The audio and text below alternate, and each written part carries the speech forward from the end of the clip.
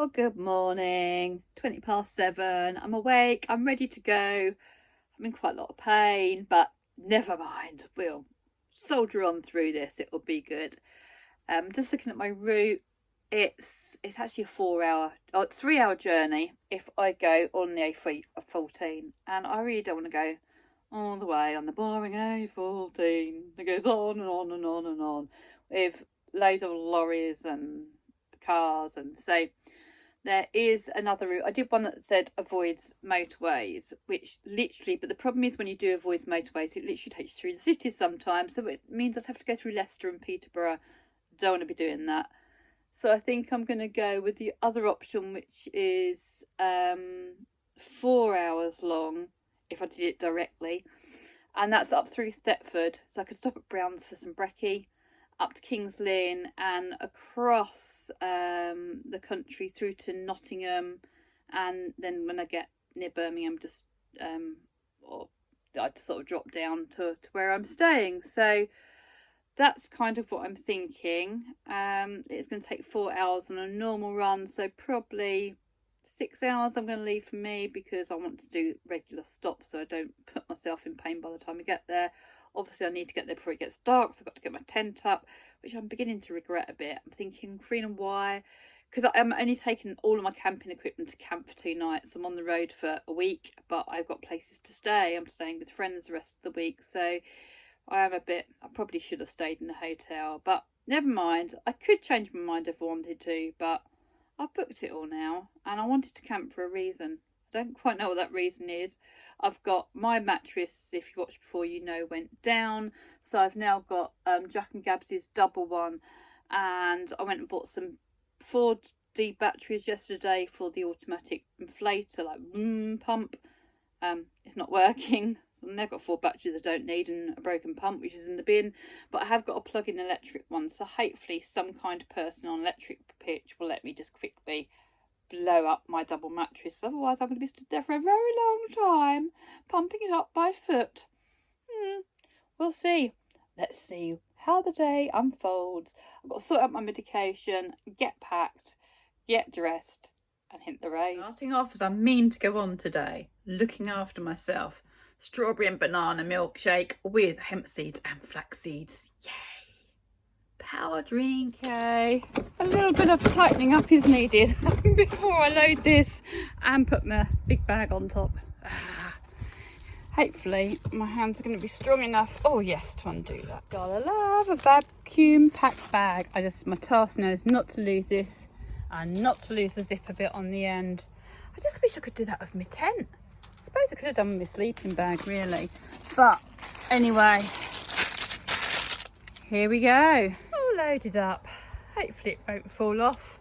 I'm quite excited about this actually. I went to throw Andy's old panniers away yesterday, which leak and got holes in the bottom, and I found these covers inside, the waterproof covers, so I can put that over my little padded seat. Look, Airlight, Airhawk. Stop it getting wet. Stop me getting a douche when it rains. Saves me having to keep taking it off. Yay! I definitely feel Andy with me this morning, slowing me down.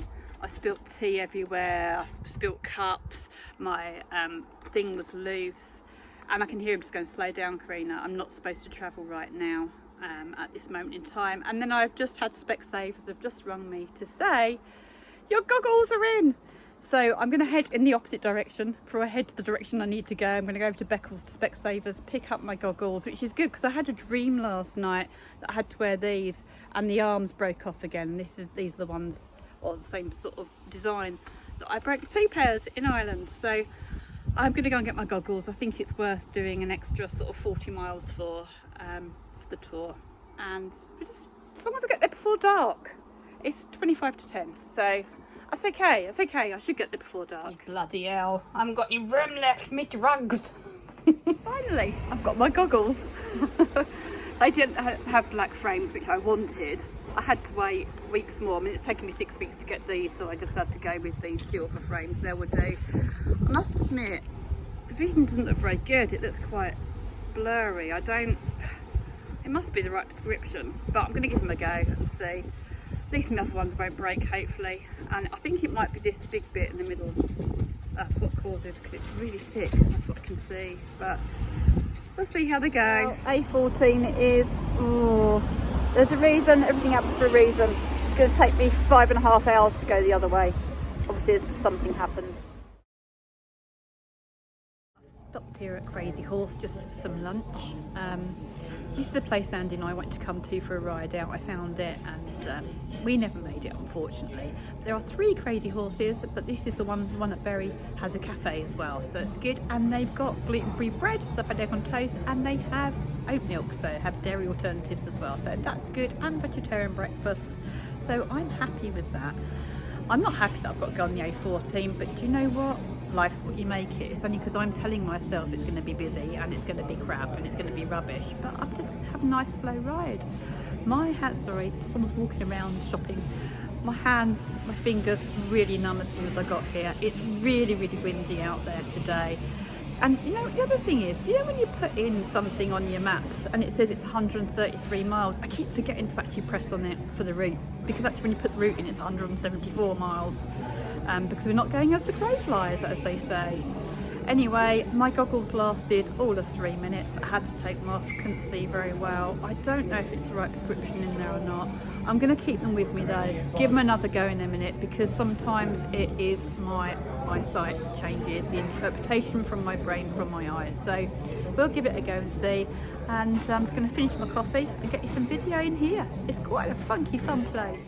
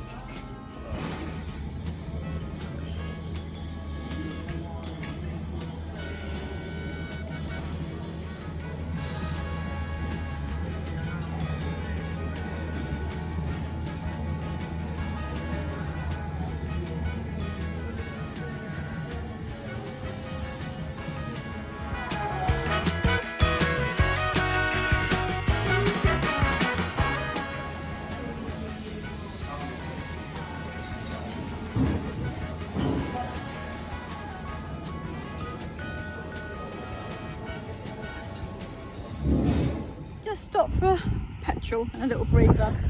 Not got a clue where I am, apart from its BP garage and the Starbucks, because the A14 is closed between junction 18 and 16 because of an accident. So obviously quite a big accident, so I hope people aren't too badly hurt, bless them.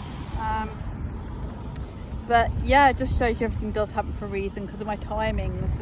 It was about an hour and a half before I got there, which if I hadn't gone 40 miles out my way to get my goggles that don't work, so I've tried them again, they really aren't my prescription.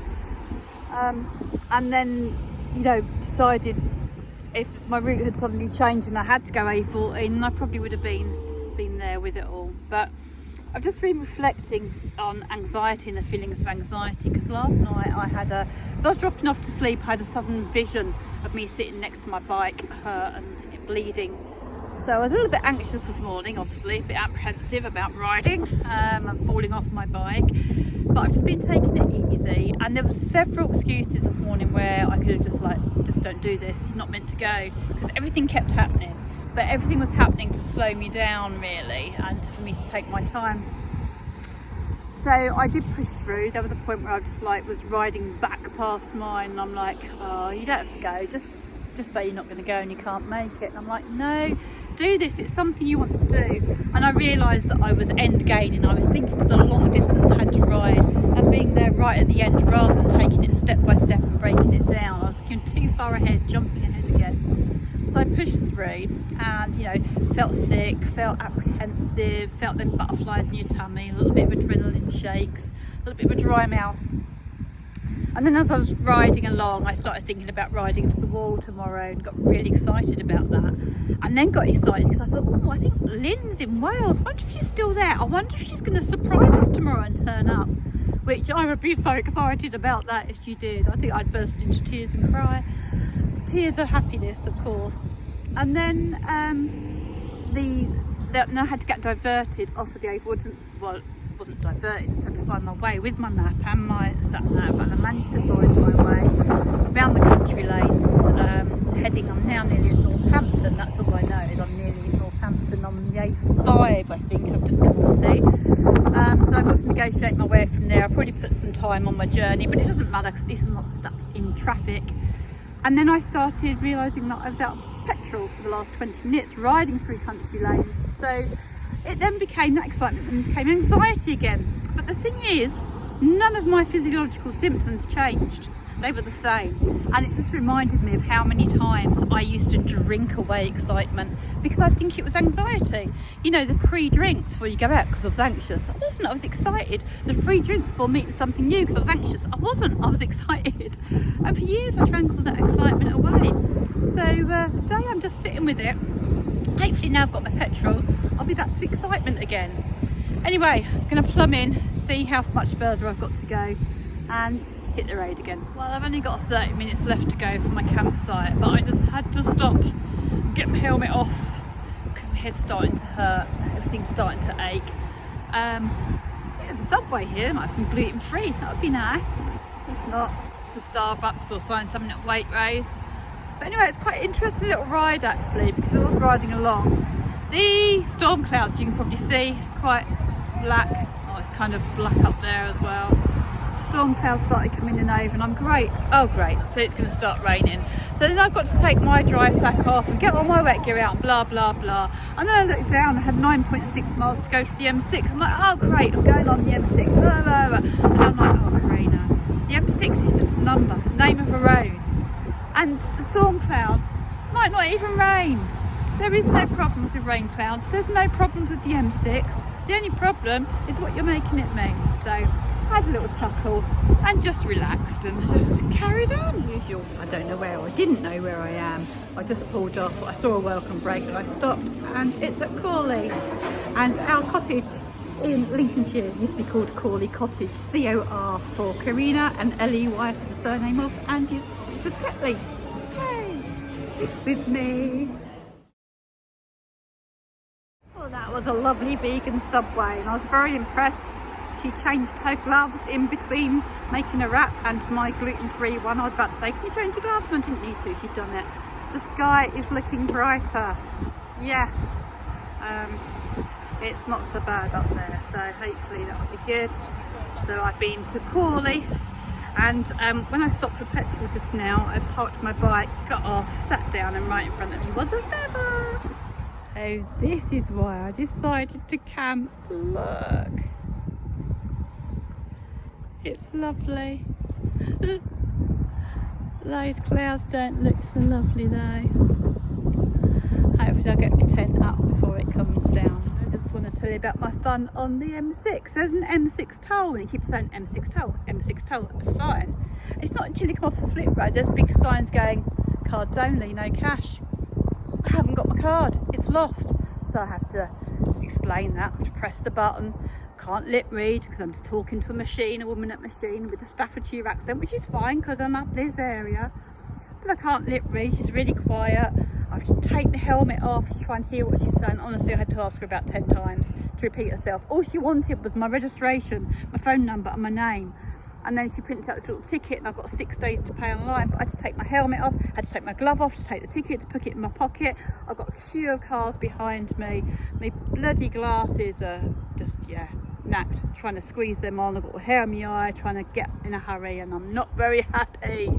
Hula hoop, bloody hula hoop. I'm staying in it, all booked in. I had to pay £20 deposit for a key for the showers and the toilets. I might be 20 quid lighter in a couple of days, you know what I'm like. There's no way that I can blow up my mattress. She wouldn't even offer to use the office here, so that could be fun. And I can't park the bike next to my pitch, so I can't climb up Bumblebee in the morning. I think there's a fence there though, so I will try and put the entrance by the fence. I'll climb up that there. See me? Most people see trees and think bird poo. I think, oh, great climbing aids, both sides of my tent. And I've got a table and chairs there. I did actually ask I mean, it's standard, there's no parking on the tent field, which is fine, but I did ask, can I just bring my bumblebee in there? Look, she could come in there because I need to climb up her. And the response was, my manager's in the morning. So trees will do. There were some really happy campers across the way, so I've got my big double mattress pumped up. I cannot get anything else in there, only me. I cheated, I bought this as well, because if this does go down in the night, at least I've got that to lay on. Ha ha ha, planning. So, I've got 6 days to pay my toll. I'm not home for another 7 days. And the only way I can play it is online, by card. Well, I can't do it. I've already told them that. I haven't got a card. It's going to take 6 days for my new card to come. Probably 5 now. But I'm not going to be home, so... Bring on the fines. I've just come to sit up here by the marina because this is what Andy and I would have done. But I can also hear him going, Corinna, get away from the edge. Get away from the edge. I've had a really lovely night. I got pitched up.